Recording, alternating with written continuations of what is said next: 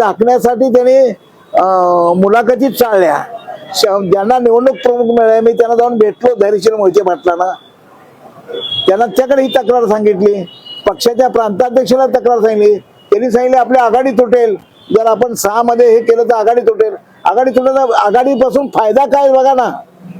तुमचे 17 वार्ड तुम्ही निवडलेत, 17 वार्डामध्ये मुंबाटाकडून असेल किंवा काँग्रेसकडून असेल, तुम्हाला कुठली जागेत फायदा आहे जरा दाखवा, पक्षात चर्चा करा.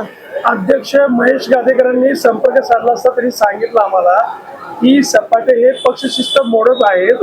आम्ही ज्ञानेश्वर सपाटे यांना प्रभाग 7 मधून आम्ही त्यांना उमेदवारी देणार आहोत, आमची तशी चर्चा पण झाली म्हणून सांगितलं. याच्या अशा पद्धतीने करणं म्हणजे चुकीचं आहे. पक्ष शिस्तीला धरून नाही, ते ज्येष्ठ आहेत तरी हे लक्षात घेणं गरजेचं असं सांगितलं. ज्ञानेश्वर सपाटेला पॅनल मध्ये कोण देणार हे मी स्वतः त्यांना विचारायला गेलो. ज्ञानेश्वर सपाटे विचारायला गेला तुमचे पॅनलचे कॅन्डिडेट कोण आहेत, तुमच्या पथातर्फी भागातून तुम्ही कुणाला देणार आहात, तिकडे चौपाटीच्या भागातून कुणाला देणार आहात. दोन्ही उमेदवाराची नावं आज तारखेपर्यंत या क्षणापर्यंत आम्हाला माहित नाहीत, तर आम्ही उद्या निवडणूक लढायची कशी. आणि तुम्ही सांगणार की ज्ञानेश्वर सपाटे असंच म्हणून शेवटच्या क्षणापर्यंत ठेवतात आणि ऐन टायमाला तिकीट करतात. माझा मागचा अनुभव त्यांच्याबद्दल तर असाच आहे. आता 6 नंबर मध्ये असं ठेवलंय.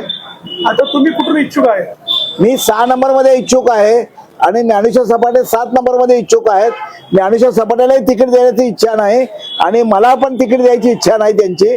मला माझं काय असावं तुम्हाला माहित आहे की आत्ताच नुकताच माझ्यावर एक मोठा आरोप झाला, विनयभंगाचा गुन्हा वगैरे असे आरोप झाले. ते कोणी केले सगळ्यांचा, त्यासाठी मोर्चा कोणी काढला. महापालिकेच्या राजकारणातून, सोलापूरच्या राजकारणातून, पक्षाच्या राजकारणातून मला बायकॉट करण्याच्या दृष्टीनं हा सगळा कट आहे आणि त्या पद्धतीनं ते करतायत. माझ्या संस्थेवर प्रशासक नेमत आणतात. ते कोण मानतायत, कोणाची माणसं आहेत, कुठं आहेत बघा ना. आपलं निलंबन मागे घेतल्यानंतर आपण शिंदेना जेव्हा भेट